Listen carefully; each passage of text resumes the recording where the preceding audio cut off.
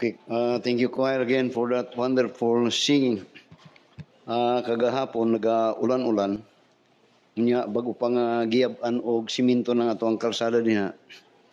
Dayon akong ginatanaw. Nya, akong natagbuan ang usan nato ka bagong choir member. Dayon, nag-istorya na mi din muna ko siya. Dili baya sayon ang magpamembro choir. Dili sayon. And I want to tell you that dili sayon ang mag-membro choir. Kay una ko pasana ron, gaulan, Bernis na mo di simbahan. Dayon Sabado na mo sa simbahan. Dayon kasagaran mahuman og practice ning choir ni Janjan. Usahay alas 9 na sa gabi. Dayon mentag sa kabulan ikasalang yun na, weekly na. Muto yung ako dili sayon ang magpamembro choir. Kinanglan nga doon na mo sakripisyo yun ka. Dayon ay tangkad nga ingon niya, Pastor, why problema sa ako na nalipay yun kayo ko kay ever since, ambot lang ha, pero dili ni nagagawan, but ingon niya, ever since nag-membro ko choir, Pastor, dagkan kayo kong mga panalangin, Pastor. Yun ako, gay ko bi. Joke lang. Ay tangkad. Makita niyo ang work sa Ginoo. Then, by the way, let us welcome our din tayo bisita nga nalit og hatag ayang visitors card. We would like to welcome atong bisita coming from Monte Vista, Davao de Oro bisita ni Ma'am Elena Salvador. Let's welcome si Ma'am Deborah Labusan. Ma'am Deborah Labusan. Welcome to the Bible Baptist Church. Daghang salamat. Then I would like to announce another announcement. I would like to thank God nga sa nabunturan, pasalamat ta sa kang Ma'am Clemencia. I'm praying much kang Ma'am Clemencia. I understand. Kasabot yun ko niya. Nga nagapadayon ang bulhaton dito sila. But then we thank God nga di lang sa nabunturan karon, nakasugo na puntag extension dito sa Santo Rosario. Nagsugod sila atong Sabado. Santo Rosario, Agusan, del Sur na. Layo-layo na yun na. Og salamat kang Nilpi. Si Nilpi og si Star. Ang ato ang mga bagong membro diri. Og nagasugod na sila. I thank God nga. Basta masugod. Ako yung ginasulti siya nga. It is easy to start. But to sustain what we started muna nga. I'll put that in your mind that once it is easy to start but lisod nga magpadayon. Pero don't be a good starter, ningas kogon. Padayon hantod nga unto the end. Ug ingani atong ministry, ug ingani ko. So, then I would like to, I remember kini Sinilpi Dayan, I agree siya ni Kristo ni siya. Kanadtong nagapanglitaw pa ni siya siyang asawa karon, di gyud ni mosulod sa atong simbahan, dili gyud ni pertinggahiya kung una may sumbago ning bataan ni. Gahi dayon manguyab ra ba og akong membro. Kung may para ba akong membro din uyab ko. But by the grace of God, he was saved here and he was baptized here. Og karon na lamor nga nagahatag sila commitment nga every Sunday na sila diri. Kana taga Santo Rosario. Kung kabulo mo ng Santo Rosario, doon na sa Bayugan. Anting unahan po Bayugan. Okay, mayong buntag sa tanan. It is good to be in the house of God during Sundays because we learn many great truth about our Christian faith. The message that I would like to share this morning is titled, The Reconciling Work of Christ. The word reconciling is means to be at peace again or to settle or resolve a dispute. As a result again, it became ang butas-but making friends again after there was a dispute. Now, last week we have just let me use this word, celebrated the crucifixion, death, and burial of our Lord Jesus Christ. But the question is, what that it means to us. Now, his death is, first of all, the payment for our sin. The sin of the world was paid by the death, by the crucifixion, death, and burial, and resurrection of the Lord Jesus Christ. And what he did now is, after that he resurrected, and we have now the gospel, now God could offer forgiveness of sin. Maka-offer na ang Ginoo sa kapasayloan sa sala. Now, when you are saved, your sins are forgiven. And when it is forgiven, it doesn't mean that your sin is not paid.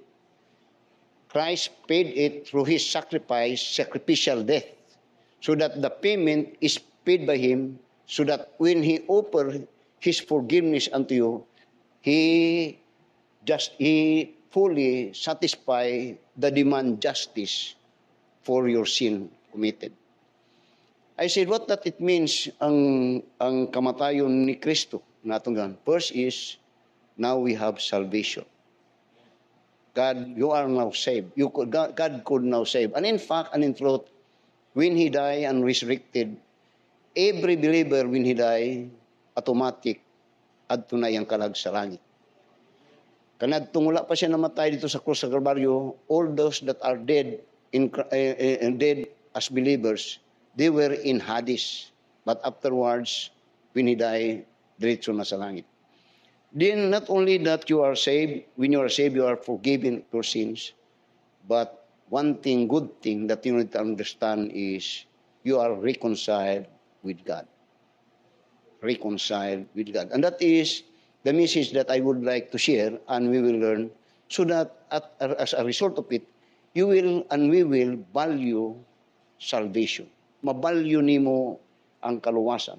Now, there are many that says that they are saved, pero in deep, sa kamaturan, wala lang sa lahat. Why? Because maybe wala kayo masabtan, or maybe questionably ang ilang kaluwasan. Now, this is a very good message for me, because here you will find, I said, in this particular passage, how Apostle Paul clearly taught us the reconciling work of the Lord Jesus Christ. Now, notice in Colossians chapter 1, and in verse 20 now.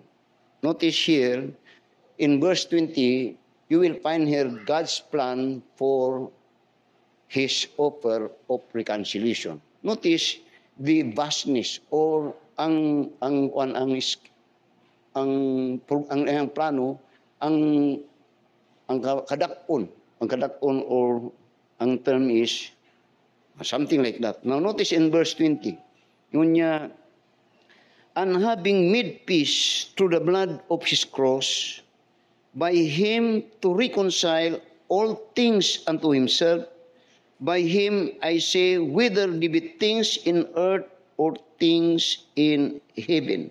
Now, you will find here that not only when Christ was crucified on the cross, that means he died on the cross, ang iyahang reconciliation effect is for all those things that he had created. Not only for us, but all things. So that when you try to understand this, in chapter 1, you will find, first of all, sa verse 15 to verse 19, how in chapter 15, verse 15 to verse 19, diri gi-exhort ni Apostol Pablo o iyang gi-reveal who Christ was. And here in verse 15 to verse 19, iyang gipaila nga si Kristo was sovereign and he was creator of all things. And in fact and in truth, you will find in verse 16 where he said, for by him were all things created. You will find there in verse 20 that these all things created are one of the scope, the coverage of his reconciling. Dinya, for by him all things were created that are in heaven and in earth, and that are in the earth, invisible and invisible, whether they be thrones or dominions or principalities or powers, all things are created by him and for him. And he is before all things, and by him all things consist. And he is the head of the body, the church, who is the beginning of the firstborn from the dead, that in all things, ginabalik-balik ng all things, he might have preeminence. That for it pleased the Father that by him by him should all the fullness dwell. Now, sa verse 15 to verse 19, you will find here nga gina-exhort ni Apostol Pablo si Ginoong Kristo. But then suddenly, sa verse 20 now, up to verse 23, kung yung tanawon, bigla nga unsa man ni. Kay here, he's exhorting God. Then later on, he said in verse 19, verse 20, no, and having made peace through the blood of his cross, by him to reconcile all things unto himself, by him I say, whether they be things in earth or things in heaven. Here he is speaking about now, the reconciling effect is on the scope of his reconciliation. That kung mong tanawon, all things, not only by man. Now listen, when God created the world, and you will find in Genesis chapter 1, and in verse 9, verse 12, verse 18, verse 23, and verse 25, that in the days of creation, he always ended it was good. When he created the sun and moon, it was good. When he created the earth and the things in the earth, he said it was good. And when he created man, and it was very good. It was very good. But later on, from Genesis chapter 1, up to then later on from Genesis chapter 1, you will find in chapter 3, that here you will find God reveal the fall of man. And the fall of man is the failure of man in obeying what God said, thou shalt not eat of it. And there Adam and Eve was tested. And when they fail, sin entered into the world. And when sin entered the world, not only human beings are affected, but likewise all the creation was marred because of sin. And that sin is because of their disobedience unto the testing or failure on the testing of the Lord Jesus Christ. So that in effect, in Genesis chapter 1 and in verse 8, atong ginatanaw ang scope. And in Genesis chapter 1 and in verse 8, you will find now what God did as his first command to Adam and Eve after that they were created. That it says niya, and God blessed them. And God said unto them, be fruitful and multiply and replenish the earth and subdue it. Then he said, and have dominion over the fish of the sea and over the fowl of the air and over every living thing that moveth upon the earth. That is where God gave his first command to this man. That they are to subdue and to have dominion. The word dominion simply means they are to be in control and power over God's creation. But after that they had sinned, man now become the servant of what God had created. Nga ang inipig dapat unta sila ang kuman nga kita mo control sa mga butang. Na dili ta pwede nga i-control sa mga butang kay ang mga butang wa man ay mga intellect, wala na panghunahuna, wala na. Pero ang nitabo kadtong walay panghunahuna mga butang because of the effect of sin now controls and had dominion over man. Tino na pastor, daghan na. Gani kuno na ko gina-example kanang sigarilyo. Kanang sigarilyo wa na ibuot. Pero millions of people are controlled by sigarilyo. Addiction. Bisan sa sigarilyo, inom, and all those things that in effect are controlled man. Even those things that we possess, if we are not careful, they are the one that had controlled us. Daghang mga Kristiyanan, ngun nila Kristiyano sila, pero dili sila makalagad, makasimba sa Ginoo. Nga naman? Because when sin come in, things now had dominion and overpowered them. Ito mo na. Daghan na. So, when I'm speaking about the scope or the plan of God's redemption. So that notice in verse chapter 3 now and in verse 17. Genesis chapter 3 and in verse 17. Akong ginapakita ang effect of sin so that we could understand that message, the work of reconciliation. Now notice in verse 17, as a result, when Adam and Eve had sinned, not only that they were under the dominion now of the things, and things had controlled them, but in Genesis chapter 3 and verse 17, the word of God says, and unto Adam he said, because thou hast hearkened unto the voice of thy wife, and hast eaten of the tree of which I commanded thee, saying, thou shalt not eat of it, cursed is the ground for thy sake, In sorrow shall thou eat of it all the days of thy life. Thorns also and thistles shall it bring forth to thee, and thou shalt eat the herb of the field. Notice the word, curse is the ground. So, the effect of sin, not only on human being, but generally covers everything. And the word, and you will find it, and you will see it. And you have experienced that. So that, notice now, because of it, you will find in Romans chapter 8. Romans chapter 8, and in verse 20 to verse 23 now, of what God said in Genesis, and then in chapter 8 now, you will see here the effect of it. Romans chapter 8 and in verse 23. Romans chapter 8 and verse 20 to verse 23. Yun niya, because the creature itself, this creature is referring to Genesis. Yeah, because the creature itself also shall be delivered from the bondage of corruption. The creature shall be delivered from the bondage of corruption into the glorious liberty of the children of God. For we know that the whole creation groaneth and travaileth in pain together until now. And not only they, but ourselves also, which have the first fruit of the Spirit, even with ourselves groan within ourselves, waiting for the adoption, to wit, the redemption of our body. Now you see, many times I feel I dili na ko gusto ning kalibutan ni. Many times this word is, but dili na mi nga puyan. Not only trouble ourselves, pero kung tanawon nimo, it's not, pastor, wapo man ang Boracay, pastor, mo ba? Tuwa dito, naghubo-hubo dito. Na dito ang mga sugal-sugalanan. Pero what ang emphasize dito karon, that because this is the effect when Adam had sinned, that not only human beings, but even the creature, in which you will find that even the creature are suffering. I have talked to sa tong akong ginaka-istorya, akong gistoryan siya sa ako ang kaagi kanadto nga napa ko sa forestry. Tong akong kaagi nga I was tasked ako ang usa sa mga nga dunay reklamo kanadto sa napa ko na-assign sa Marbil. Naireklamo sa mga ditibo sa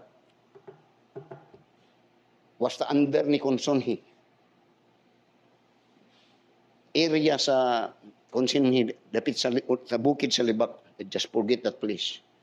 Nga pa yun ako, binimo pag dito, that was 1994, dito pa ko nakakita, balik, o kanatong estudyante pa ko, 1976, 77, nakakita ko, o ka-experience ko, nagtaak og mga virgin forest. Then way back 1994, when I respected that place, kadto nakakita na po ko, kuwapo kayo nga lugar. 1994, virgin forest.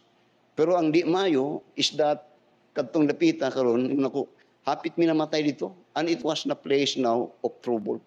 What I'm simply saying is that, karong mapanahon na nga upaw na to, nga wa na gyud. So ang experience, ang resulted sa Romans, ginapakita niya that even these things are vanishing. And it is vanishing. Kaya ito na yung mga baboy halas, and you know that. So that when it says here, it's speaking about the condition of the world, where you will find that when Apostle Paul made use about those reconciliation, the scope is not only for man, but for everything. So to the point that God is telling us that this is not the final place or the residence or the place that God had prepared for us. In fact, He's telling it that He will reconcile even these things because God is preparing another place for those that are reconciled to the Lord Jesus Christ. Tanawan sa 2 Peter chapter 3. 2 Peter chapter 3. Notice in verse 13. 2 Peter chapter 3. And in verse 13. Here it says, now niya, verse 13.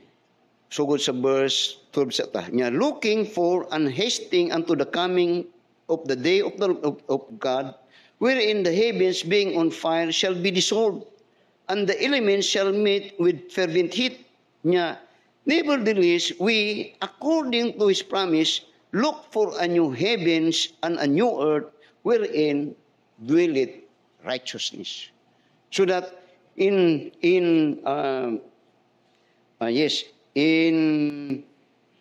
Revelation chapter 21 now, God now there speak about that place that He prepared for us, and that is called paradise, and in another paradise, or He called it a new heaven and a new earth. Now, notice in verse, balik sa Colossians chapter 1 and verse 20. In verse 20, He made mention niya, and having made peace through the blood of His cross, by Him to reconcile all things unto Himself, by Him I say, whether they be things in earth or things in heaven.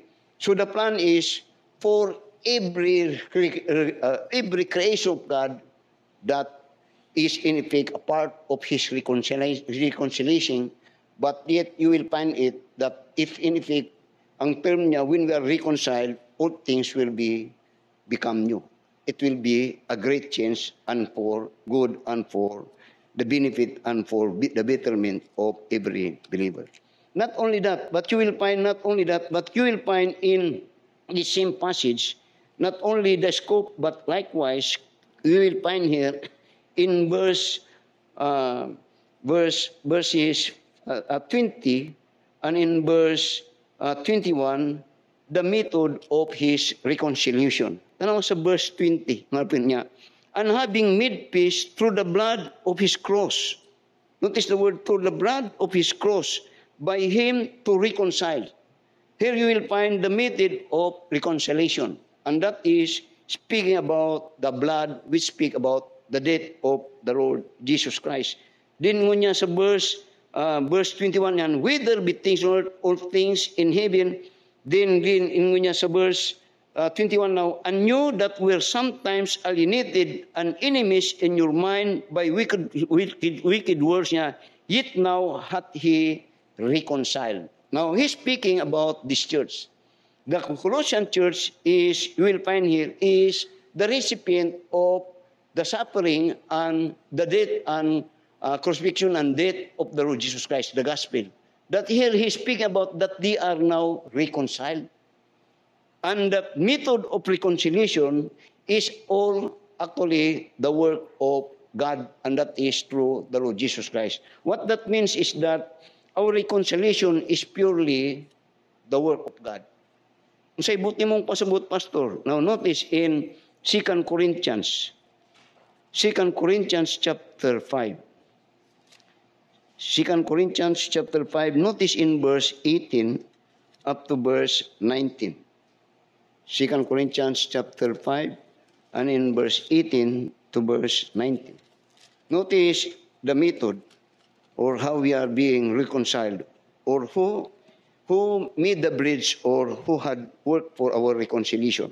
Tanaw sa verse 18, 2 Corinthians chapter 5, niya, and all things are of God, niya, who hath reconciled us to Himself by Jesus Christ, and hath given to us the ministry of reconciliation.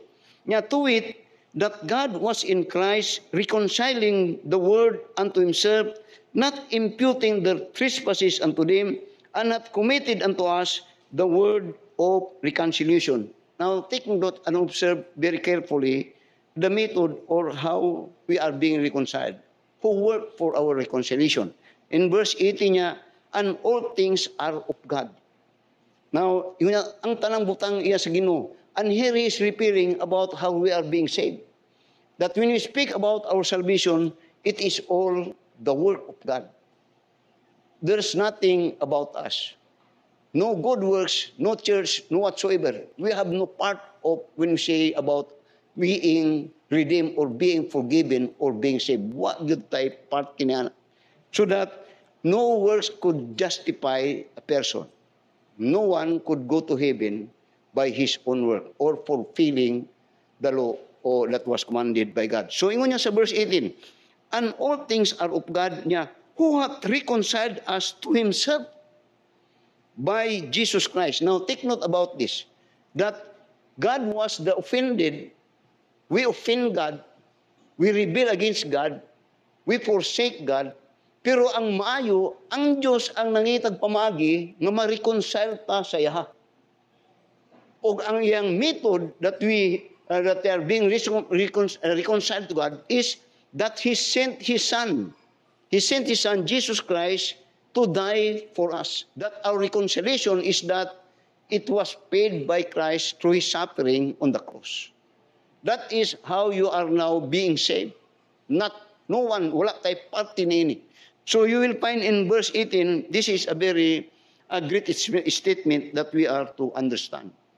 That in effect, here you will find katong Ephesians chapter 2, verse 8 and 9, where it says, for by grace are ye saved through faith. It is the gift of God. Salvation is a gift of God. Gift is not to be worked. It is only to be believed and to receive. So that in verse 18, ako ibalik niya, and all things are of God who hath reconciled us to Himself niya by Jesus Christ.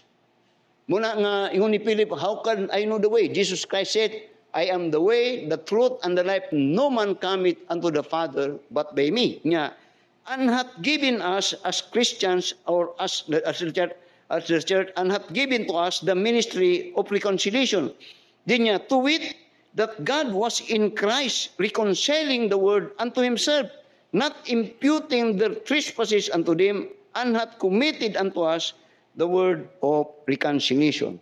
Now, balik. So, when we speak about reconciliation, first of all, put that in mind that it is all the initiative. It is all the work of God.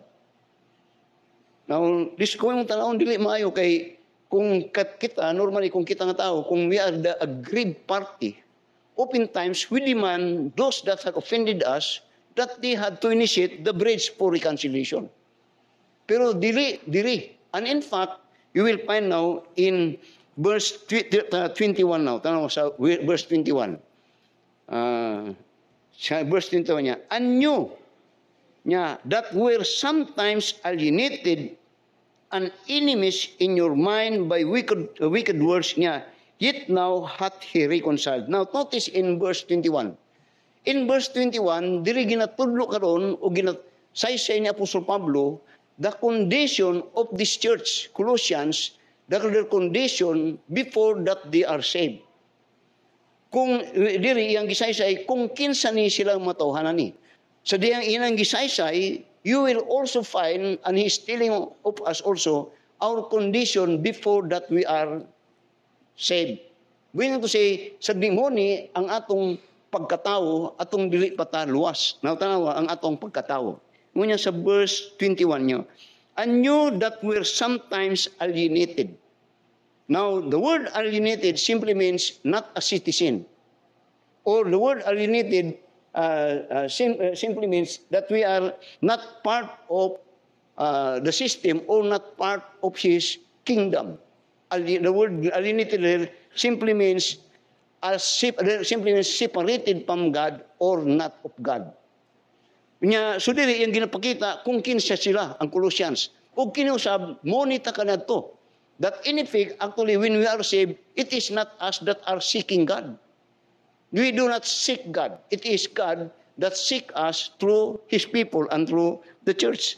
Now, notice in Ephesians chapter 4 now. Ephesians chapter 4 and in verse 17 to verse 19. That this is the condition of every unbeliever. And this may be a little bit strong, but we need to understand this so that we will appreciate this message of reconciliation. So that, notice in verse 17 to verse 19, Ephesians chapter 4, and in verse 17 to verse 19. This I say therefore, and testify in the Lord, that ye henceforth walk not as other Gentiles walk in the vanity of their mind. Now, these are the condition of a person that is alienated. Ang iyang huna-huna, ang term sa Ginoo, vanity. Pero when we speak about this condition of the believers, dili ni sila nga vanity of their mind. Dili ni siya kay nguni mo nga bugok.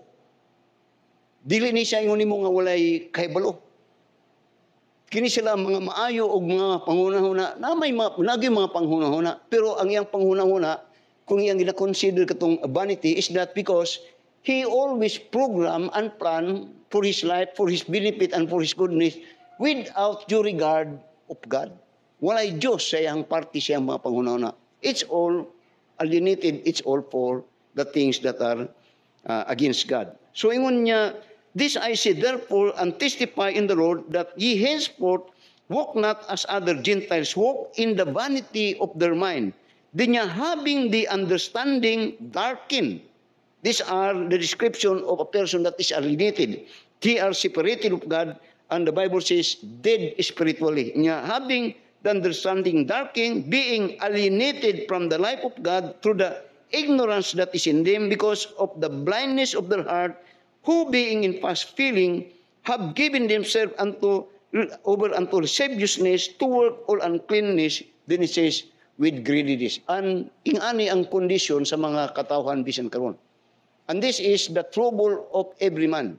And these are the person that are alienated, but these are the person that need to be reconciled with God.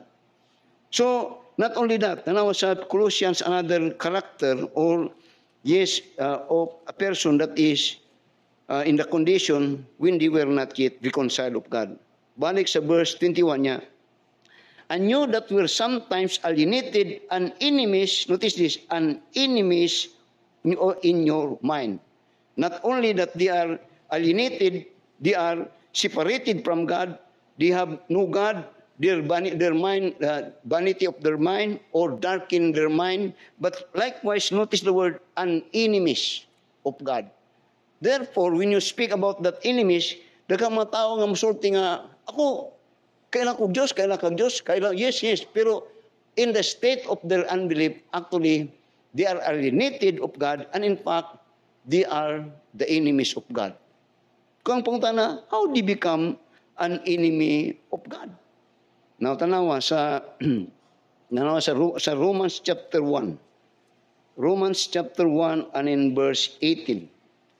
Romans chapter 1 and in verse 18, you will find here the description of a person that is described as enemies of God. Sa verse 18, nunya Romans chapter 1 verse 18 niya. For the wrath of God is revealed from heaven against all ungodliness and unrighteousness of men, who hold the truth in unrighteousness. This is the character that they hold the truth. Meaning to say that all they did is all against truth or against the word of God. Then notice in verse 21, now because that when they knew God, they glorify Him not as God, neither were thankful, but became vain in their imagination, and their foolish heart was darkened, professing themselves to be wise. They became false and changed the glory of uncorruptible God into an image made like to corruptible man, and to birds, and to four-footed beasts, and creeping things. Colossians chapter 1. So here in Colossians chapter 1, particularly in verses 21, Paul described the kind of character of those people that were not saved. And this, he says this, he taught this to the Colossians nga kamo ingani mo kanadto, separated mo sa Ginoo, wa mo'y Dios, og nga kamo kaaway sa Ginoo. Sa unsang kaaway actually when these people departed from God, the evidence that they were enemies of God, that they reject to worship God. And in fact, what they did is that pastor, nag-worship man sila. Nagbuhat sila og ilahang kaugaling Diyos, og kadtong mong Diyos, mo to ilang worship, which now actually their show of rebellion. That they created something that they worship, that they have control over them, that they actually, in effect, that they are become God of themselves. Masundan ko ninyo. So that here you will find now in the book of Hebrews, in Habakkuk chapter 1. In Habakkuk chapter 1, you will find here, Habakkuk is just before Zephaniah. Kung namo sa Sipanaya or before Nahum, then I just like to read it. What that simply means that when these people are alienated of God and they're enemies of God, ang ginapakita din sa Ginoo is a total separation and a total rebellion of man against God. Og more karon also that in effect, this is God tell them or describe them, ngunya thou art of purer eyes than to behold evil, and cannot look on iniquity. Wherefore lookest thou upon them that deal treacherously, and hold thy tongue when the wicked devour the man that is more righteous than he. Ang Habakuk chapter 1 verse 13, ginahisgutan niya din sa Habakuk, nga ang kadautan sa tao, mo na'y nakapaligot-got sa Ginoo nga dili makakita ang Ginoo sila, nga naman tungod kay ang kung tan-awon sila sa Ginoo, ang makita sa Ginoo sila, ang ilang sala o ang ilang pagkadautan. So that here, ang pasabot niya dili, here is a holy, righteous God. And here is a sinful, wicked men, alienated from God, enemies of God, and their works are evil, so that they could not separate, dili sila magkatagbo yun. So, here you will find that there is, ginapakita din ni Apostle Pablo sa Colossians chapter 1 verse 21, the need for a man to be reconciled for God. The need of a man to be reconciled of God. Why? Because without God's reconciliation, or if a man continue to be affront to God, or to be rebellious of God, then he will end up the judgment and wrath of God. So dili, ginapakita niya, I hope you get the point here.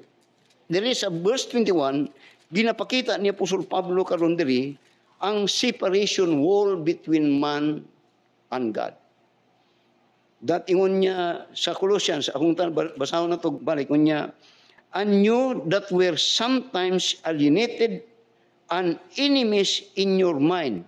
Enemies in your mind. Now that is very kuan nga hunang-huna ba. Pero actually, every unbeliever or bisan magbantay mo, that when we speak about the word of God, speak enemies in your mind, it simply means your dislike for holiness, righteousness, and even spiritual thing. That could even be picture of your resisting even to worship God. Nga, simbata, wako yung enemies in the mind. Kaya ang hunang-huna karon, being alienated of God, ang kanunay niya, tuwa dito sa kalibutan. These are the condition of the Church of Colossians, which also picture of many so-called Christian or the people in this world. Alienated. No feeling about things that are of God. Even in their mind, simba ko karon, gastos pagpiti, maghatag pagitag offering. That are a gesture that you do not like God. Muna ang separation, that is the cause of the sin that was committed in Genesis chapter 3. That when the testing was given, it is a testing, either man, if man would obey, then man could have what they call the divine nature of God. But when they fail, they have that sinful nature that is, of course, an inheritance of the devil that had possessed them or that had deceived them. So that when they fall, every one of us has that nature. And that nature is sinful nature. Rebellious against God. No things about God. Bantayan niyo na. O kini ang daghang mga tao karon. And in fact, maybe some of us here. Muna karon sa verse 21, ako ning gina-emphasis. Nga diri, you could not be saved and even appreciate your salvation not unless you understand that you are alienated from God. And you do not want God in your mind. Ang imong una-una, tuwa dito. Daghan ni sila. Nani sa inyong mga panmaray. I will not say sorry. So, balik, Colossians, Ephesians, Isaiah chapter 59. Notice what Isaiah says on it. Nani sila. And this was given of Paul so that you will understand that you everyone need to be reconciled. You have to reconcile because the Bible says, for all have sinned and come short of the glory of God. Then it says in Romans chapter 6 verse 23 niya, for the wages of sin is death. You will suffer. But the gift of God is eternal life. Now notice in Isaiah chapter 59 verse 1 to verse 2. Notice what it says here. Yung niya, behold, the Lord's hand is not shortened that it cannot save, neither his ear heavy that it cannot hear. Doon niya, but your iniquities, your sin have separated between you and your God, and your sin have hid his face from you that he will not hear. So notice that the scope or the plan of salvation is for every man. It is for every man and even all things. Unya. It is for every man because man, by nature, is sinful. And we all fall in this category before that we are saved. Ingani tatanan. Balik, verse 21 niya. And you that were sometimes alienated and enemies in your mind, notice this, by wicked works. Which in effect, ang ginasulti na Apostol Pablo karon, ang tao, guperting gubaa, when Adam and Eve fall, ang epekto niya, guba ang tao. Ang yang huna-huna, against God, ang yang kasing-kasing, walay butang sa Diyos, o gayang kamo ayang works are all evil. Then notice this, when and you that were sometimes alienated and enemies in your mind by wicked works niya, yet now hath he reconciled. Notice the word, yet now has he reconciled. He's speaking about the condition of this church. Then later on, he tell them, you are now reconciled. Ang bot pasabot niya, kini nga simbahan Colossians is a church of the Lord Jesus Christ. And in truth, tanang mga epistle nga yan, ang mga churches yung gisulatan are all referring to the church of God. Here is speaking about Colossians specifically that they are, yet now niya, we are reconciled. Magmagit ninyo, now inganak ko kanadto. Kanadto, kumusulti ka, makiistorya ka kanako before I was saved at the age of 28. Before that, all things that I did is all for the world, all for myself. Pero pangutana ka, tukag Diyos, tugod. Pero kumusulti ka, magsimba ta, o nagasimba ko, wala. Ngano makaingana man ka, pastor, o ngano man ang tao magasulti nga, ako nagtukog man kog Diyos, pero wag simba. Awag yun. That is because man do have consciousness of God because of the Spirit that is in him. But it doesn't mean that he's saved. Doesn't mean. Og mo na mo tanong ni mga usay gud maluoy pud ta. Kay muto man musult mag Dios, pero tanawa yang kinabuhi. But the point here is when Apostle Paul is telling this, he's speaking about the person or the person of or the character of the Colossian believer before that they are saved. And that is also our condition that before that we are saved. Dili nga, but ye are reconciled. Now notice in verse 22 now. Yan sa verse 22. Nya, and yet now he hath he reconciled. Meaning to say, reconciled, they are being friend again. They have peace with God. To be reconciled with God simply means to have peace with God. To be reconciled with God simply means to be a child of God. Then notice the benefit or the main aim why they were reconciled. Tanaw sa verse 22. In the body of his flesh through death, we are reconciled by Jesus Christ alone. God, in effect, what that simply means is it is God that make a way that we are to be reconciled of God. Meaning to say, it is God that build the bridge that you could connect with God. And that is the death of the Lord Jesus Christ. Then notice in verse 22, in the body of his flesh through death, now notice the effect when you are reconciled. To present you holy. The aim of God's reconciliation is this. Here is a very wicked man. Here is an adulterer. Here is a murderer. here is a thief. Here is the most wanted man. But by the grace of God, when he heard the gospel, believed and received Christ, then when you are reconciled, God's aim is that niya to present you holy. Now, oftentimes, kini nga butang kung tanak ka sa ako o usay sa mga magtuto nga build up na sa pagtuo. Ya, sure ka nga kung mamatay ka mo ito nakaglangit. Di mo sabihin, oh. Then hindi mo ano siya, uy, di ba ang langit para lang mana sa mga balaan?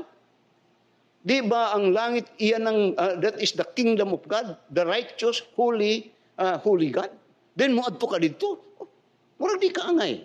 Now the effect and aim for reconciliation is that God will make you and you will be holy before God. Atong tanawon. Notice in Romans chapter 5. And I like this. I like this very much. Kining effect or the aim of reconciliation. Tanaw sa Romans chapter 5 and in verse 1 to verse 2. Just follow me. Then in verse 10 niya, therefore being justified by faith, when you are justified by faith, the word justified here simply means when you are a believer, ang justified or justification simply means that God declares you righteous. By simple act, when you hear the gospel, believe and receive Christ, God justified you. It is God that justify. It is not us that justify ourselves. The word justify simply means God declares you righteous.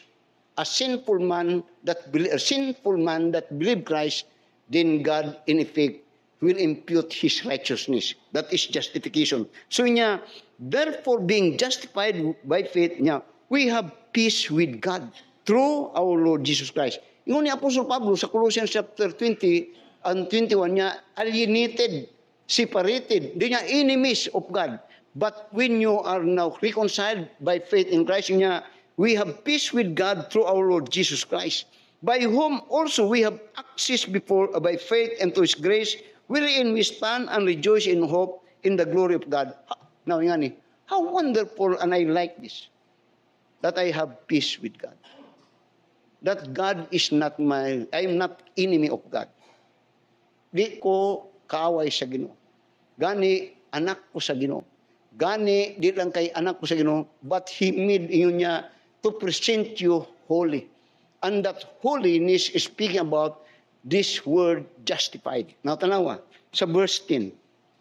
Pero sa verse 10 niya, for if when we were enemies, ganiha alienated karon, for when we are enemies niya, we were reconciled to God by the death of His Son, much more being reconciled, we shall be saved by His life. That is saved. That is, you need to be saved. The word saved there simply means forgiveness of our sin. The word saved there means that we are redeemed from the bondage of sin. Meaning to say that Satan do not have dominion over us anymore. That is the effect of reconciliation that Paul says, and present you holy. Now, tanawa sa verse 11 niya, verse 10 niya, for if when we were enemies, we were reconciled to God by the death of His Son, much more being reconciled, we have saved by His life. Not only so, but we also joy in God through our Lord Jesus Christ, by whom we have now received the forgiveness of our sin. Reconciling work of God. You are wicked, you are sinful, you dislike God, but by the time that you confess and believe and declare that you believe and receive Him, this aim now become Colossians chapter 1. Tanawa ang aim or the effect of reconciliation. Tanawa sa verse Colossians chapter 1. Tanawa sa verse 22 niya, in the body of His flesh through the death, notice this word, He can first niya, to present you holy. So that, muna nga ang Kristo noon, mangutan ni mo, kung mamatay ka, ato ka, asal ka mo ato, langit. Uy, di ba para lang na sa mga matarong? Di ba parang na sa mga luwas? O mo ni. When you are saved, you are reconciled. And the aim is, you are now have this, what we call, the divine nature of God. 2 Peter, tama. 2 Peter chapter 1. 2 Peter chapter 1 and in verse 4. 2 Peter chapter 1 and in verse 4. Tanawan na ron. Ngun ni Peter niya, whereby are given unto us exceeding great and precious promises, that by this ye might be partakers of the divine nature, having escaped the corruption that is in the world through lust. Divine nature. What that mean? Nawin nga ni, bantay mo ni, kayo say, daghang tao mingon niya, our Father which are in heaven. Daghan na. Now, I would like to use the word scenario. The truth here is that when you normally, kung ang atong hereditary, muabto gyud dito sa papa mo na ginatulti nga, liwat gyud sa iyang amahan. Liwat gyud. Liwat gyud. What's that? Now, we are calling him Father. Therefore, dapat liwat ka sa imong amahan. Our Father which are in heaven, that is for those that are reconciled to God. That they are holy. And in fact, kung mong taon sa Ephesians na Apostol Pablo, all these churches, 13 churches that he wrote, what he called them? Saints, the saints of God. Colossians chapter 1, the aim. First is, in the body, verse 22, of his flesh, through death, to present you holy. Number 2, to present you unblameable. Tanawa tong word, next word. Holy, ang sunod. Unblameable. Kung saan ang word nga unblameable, pastor? Kasabot mo na? Blameless.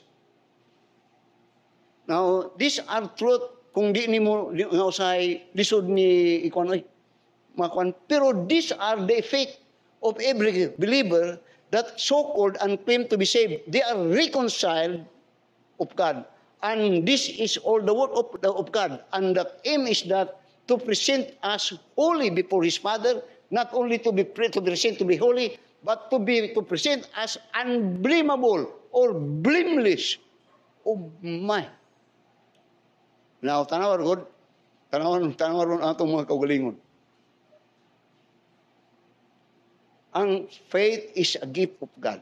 Muna nga, when we speak about salvation, what good type party ni ini? It is all the work of God. Unblameable. Then kung magtinan-away tatanan, murag, walay mo ka-score ani. But if you are saved, this is the effect of God's reconciliation. Not only that He will present you holy, He will present you unblameable, blameless. Now, tanawa sa 1 Thessalonians chapter 5. 1 Thessalonians chapter 5 and in verse 23. Nga ni, murag bugat-bugat ni. Luwas mo. I said, luwas mo.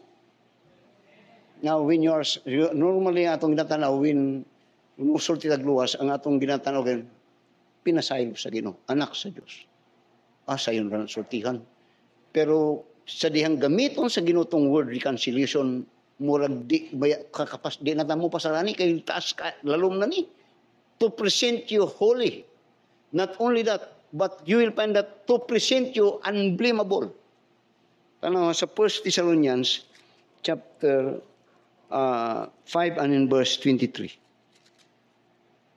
So it's wonderful to be saved. Yeah, and the very God of peace sanctify you wholly, and I pray God your whole spirit and soul and body be preserved blameless unto the coming of our Lord Jesus Christ. Tanaw na word ng to be preserved blameless. Mga bugat kayo ba nga mga... Sige lang. Now, tanaw mo sa 1 Corinthians chapter 1. 1 Corinthians chapter 1 and in verse 8. These are the result and even the aim and result of God's reconciliation work. Tama sa 1 Corinthians chapter 1 verse 8 niya. Who shall also confirm you unto the end, that ye may be blameless in the day of our Lord Jesus Christ. Now, open tagmutan tao sahay, atong pagtanaw nga, makasala magyud ta pastor, good. Kung saan na ito lang, ma-present ko sa Ginoo nga holy. Then, kung saan pag-present sa Ginoo sa ko unblameable, nga kung tanawon, kana kung tanaw, mga na, kana ko galingon. Muna nga ang salvation is by faith. For by grace are you saved through faith. Ang kaluwasan niya is by grace. What is that grace? Grace simply means God give to you what you do not deserve. Makuha ko niyo. Now, reconciliation work. Unsa yang aim niya to present you holy. To present you unblameable or blameless. Pero kung imong tanawon karon murag lisod ni. Pero kung imong tanawon mo ni siya ang kagluwasan, it is all by grace. For by grace I receive. Grace simply means God give you what you do not deserve. We do not deserve to be saved. We do not deserve to be saved. Why? We do not want God. Gani ang uban sa inyo din, ginapugos nga pasimbawon sa inyong mama magpapadiri. Gani uban sa ato diri, sakit yang kabut-buton nga nagsimba siya. Pero muna ang wonderful nga sa gospel. Now, notice this. Romans chapter 8. Romans chapter 8. Mupod ni ang doctrine nga usay daghang dili makasabot. Kay kanunay ang atong ginatanaw atong kaugalingon. Wa ta nagatanaw nga ang kaluwasan is all the work of God, and that mean that this reconciling reconciling work of Christ. Dili na reconciling work of Pastor Claver. Dili na reconciling work of you and me. No, it's not. It is God's working. Muna sa Romans chapter 8, muna nga you will be established in the faith. Romans chapter 8, tanaw sa verse 33 to verse 34. Atong ginasulod tong unblameable. Kamo maayo man mo kanay mo kanunay mo gablimbay ud sa ako apod. Kamo. Pero ang Ginoo dili siya. Kay usay kamo bayagud ang mas lalom. So tanaw sa verse 33 niya. Who shall lay anything to the charge of God's elect?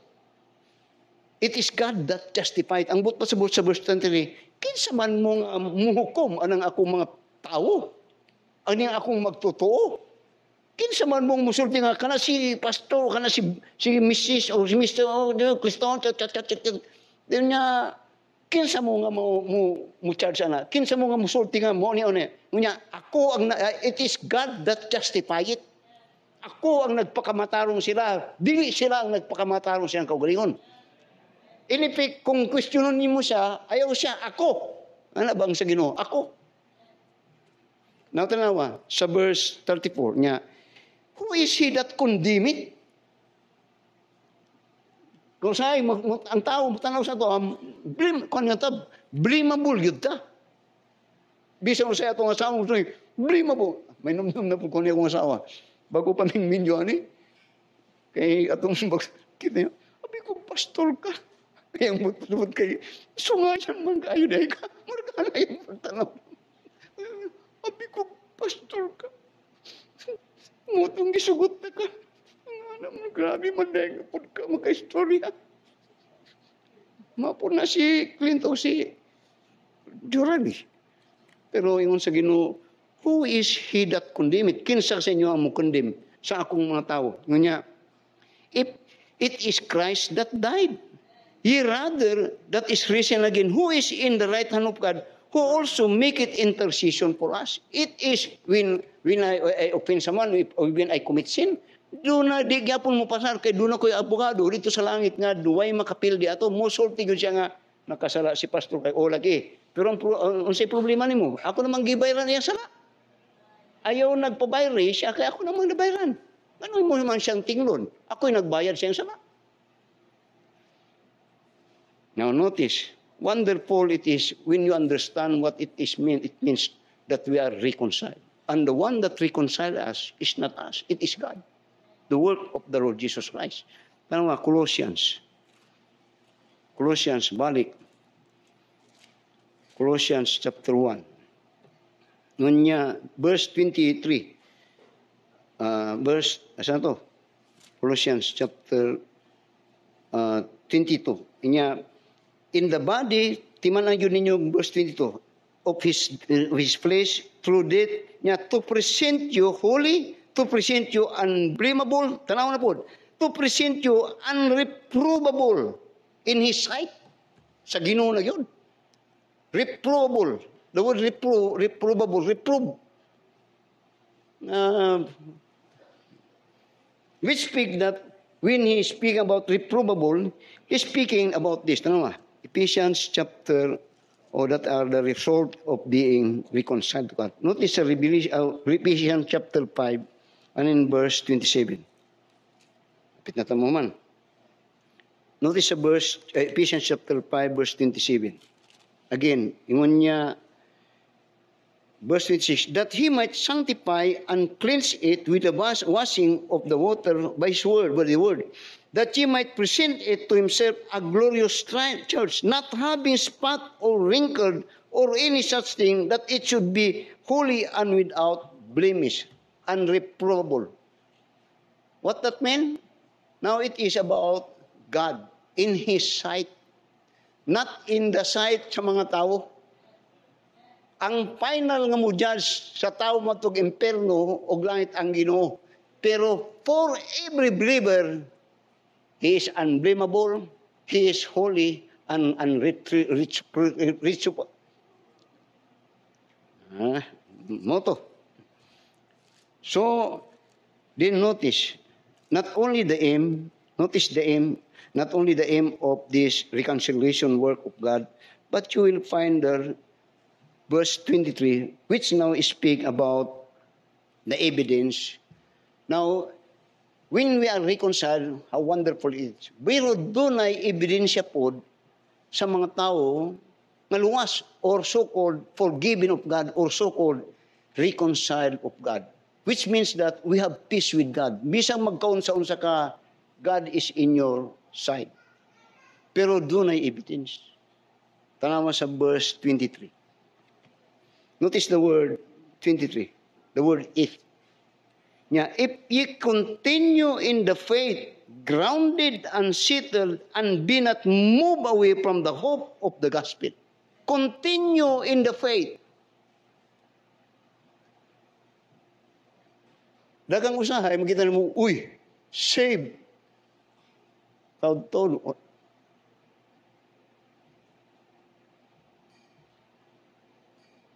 Ay, dili na nag-confront, pero para sa ani atong simbahan. I preached 2 times sa akong main speaker dito sa atong Wednesday night. That was wonderful message. Pero ingani. Diri sa atong simbahan, ingani nga level, di po ko ingani nga level nga pagtudlog taas-taas ani. Mahawa ka diri adto kag laing simbahan, nagaubos gyud na. Ani pag di po na muubos, pero kasagaran diri battlefield din atong simbahan oy. Kay balo ko nga kanang magwalay ko say mga kung kuan pa matusak-tusak pud mo. Pero pag tarikod po nako, grabe po niyong pamana sa ko.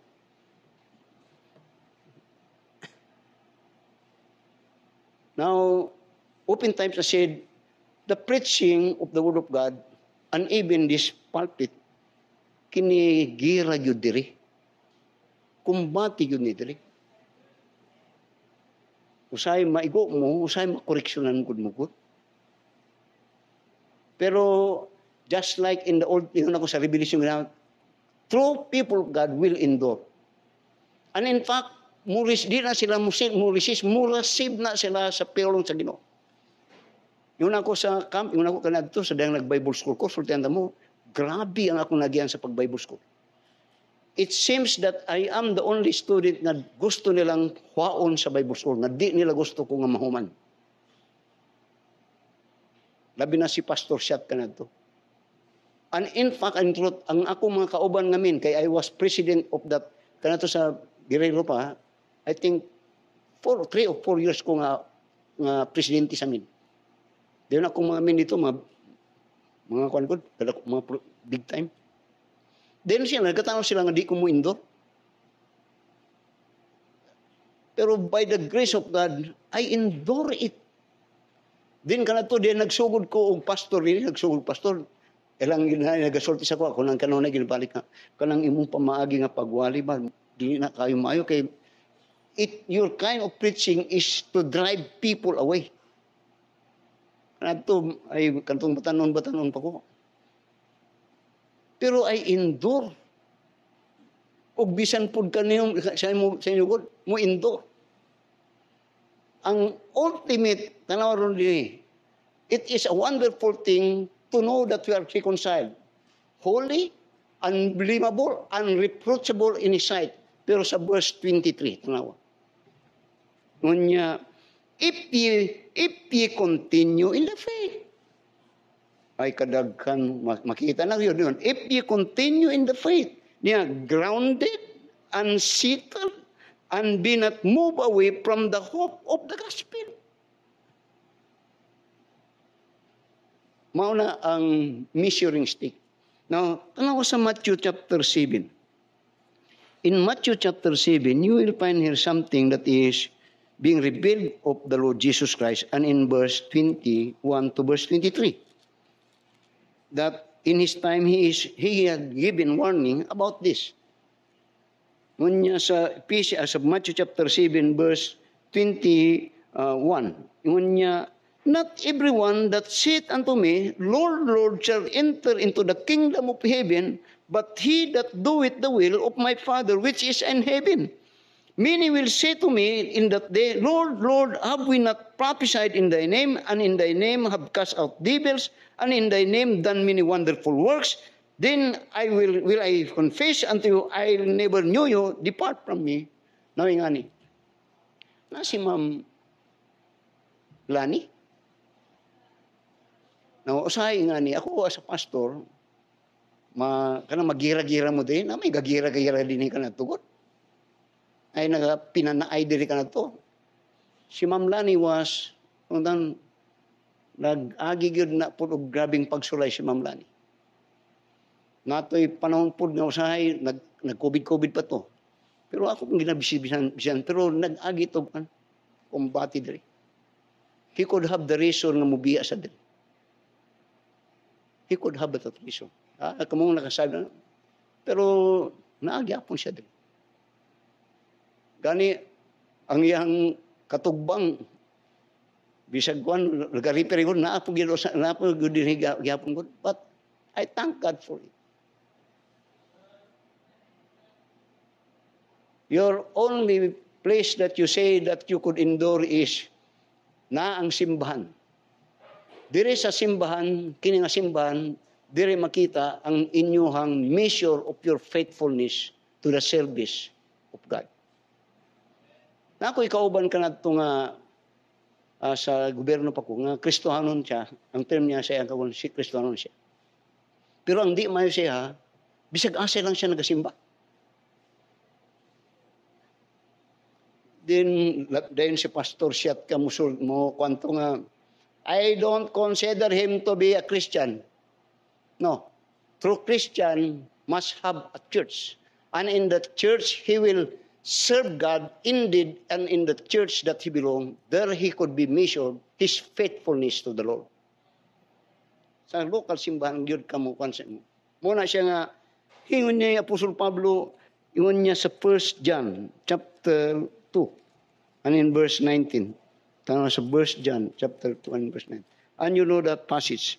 But yet, that there are those that will depart. Balik sa Colossians, and we are about to close. Kay time, I made it a promise nga di tam kamay lang nga alas 12 naghapit na.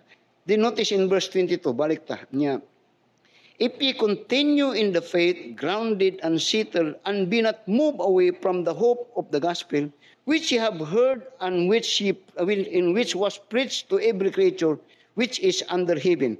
Then tanaw ron, well of I Paul made a minister. What that mean? That every Christian now, being reconciled of God, must be a minister of reconciliation. Lastly, 2 Corinthians chapter 5. Notice in 2 Corinthians chapter 5 and verse 18, particularly sa verse 20. Yun niya, and all things are of God, who hath reconciled us to himself by Jesus Christ, and hath given to us the ministry of reconciliation. To wit, that God was in Christ reconciling the world unto himself, not imputing their trespasses unto them, and hath committed unto us the word of reconciliation. Now nga ni, daga mga Kristohanon nga warplay.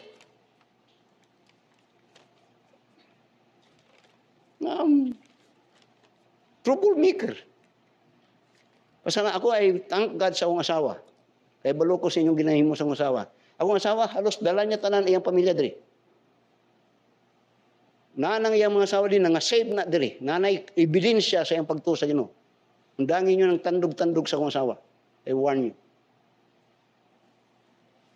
Ngunya, a ministry of reconciliation. We are not a minister of trouble. I said this in the camp.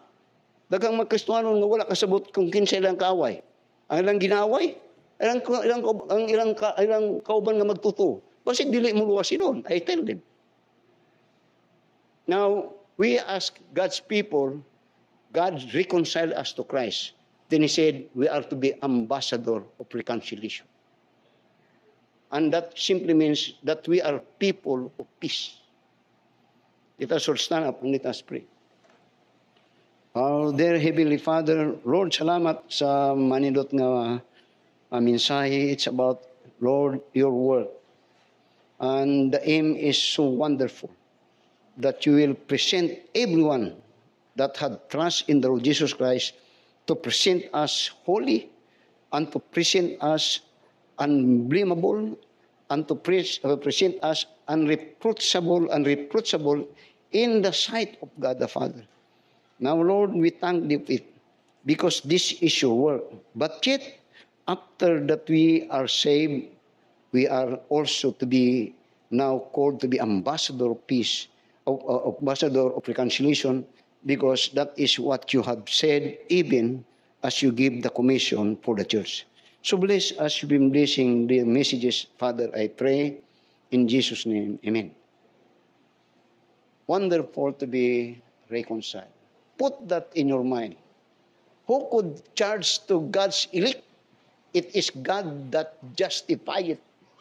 Maybe they could see them mga butang always gina-observe ng negative, but if you are saved, God said, he will present you holy, unblameable, unreproachable in the eyes of God. So that is in truth and in faith the message of being justified, to be declared righteous to God.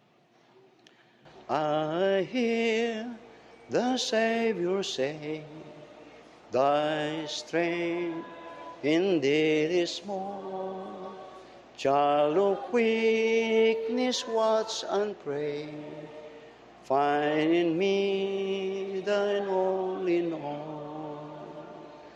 Jesus paid it all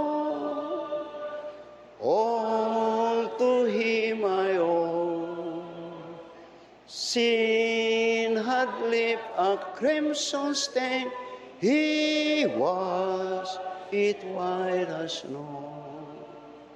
Lord, now indeed I find thy power and thine alone can change the leper's spots and melt the heart of stone. Jesus paid it all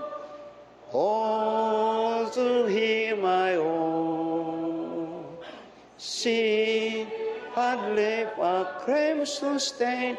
He was, it white as snow.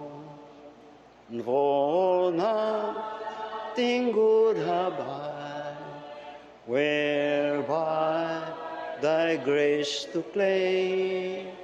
I'll wash my garments white in the blood of Calvary's Lamb. Jesus paid it all to him I owe. Sin had left a crimson stain, he was, it white as snow. And when before the throne I stand in him complete, Jesus died my soul to save, my lips shall still repeat. Jesus paid it all to him I owe. Sin had left a crimson stain, he was, it white as snow. Wonderful to be saved.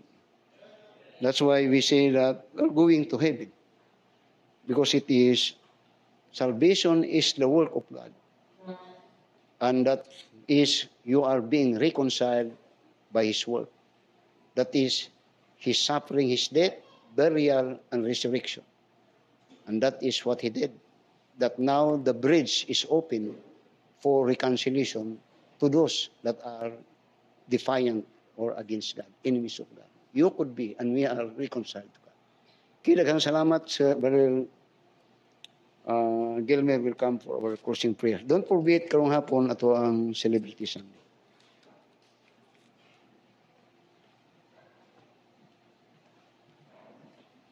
Magampota. Our most gracious and loving Heavenly Father, we thank you, Lord, sa mong panimbahon karon nga buntag. It is for you, Lord. Thank you for the message, the reconciling work of God, and thank you, Lord, for the salvation. Salamat, Ginoo, nga kami nahimong imong mga anak. Thank you, Lord, for the personal relationship with you. And someday, we are hopeful for that everlasting life in heaven with you, Lord. I pray, Lord, nga kinsaman nga aniya karon uban kanamo, especially our visitor or whoever, Ginoo, nga wala pa personal nga relationship kanimo. I pray, Lord, nga ikaw mag-work kaniya ug makaila kanimo ug makabaton, Ginoo, siya ug kinabuhi nga walay katapusan. Thank you, Lord, for Pastor Aying. Thank you, Lord, for always using him to feed us with your word, pag-remind kanamo, paghagit kanamo, Ginoo, pag-challenge sa matag usa. Thank you, Lord, for the spiritual blessing this morning. Padayon ikaw, Ginoo, nga build sa imong mga katawhan, Lord, maglig-on diya sa pagtuo o padayon ikaw, Ginoo, nga magatubag usab sa mga desires sa matag usa, Ginoo, especially sa mga espirituhanon nga butang. Sa among pagpauli, ikaw magauban, maga-safety ka namo sa mga dalanon. Padayon ikaw nga maga-work sa matag usa nga mahimong not only dinhi sa church, Ginoo, nga makita ang Kristo sa matag usa nga kinabuhi, but also when we are out na kami sa mga trabahoan, sa among panimalay o bisang asang dapit, Ginoo, starting tomorrow until Saturday, o gibalik kami sa sunod higayon, Domingo, sa pagsimba kanimo, Lord, diya sa Espiritu kamatuoran. The grace of the Lord Jesus Christ and the love of the Father and the communion of the Holy Spirit be with us. In Jesus' name we pray, amen.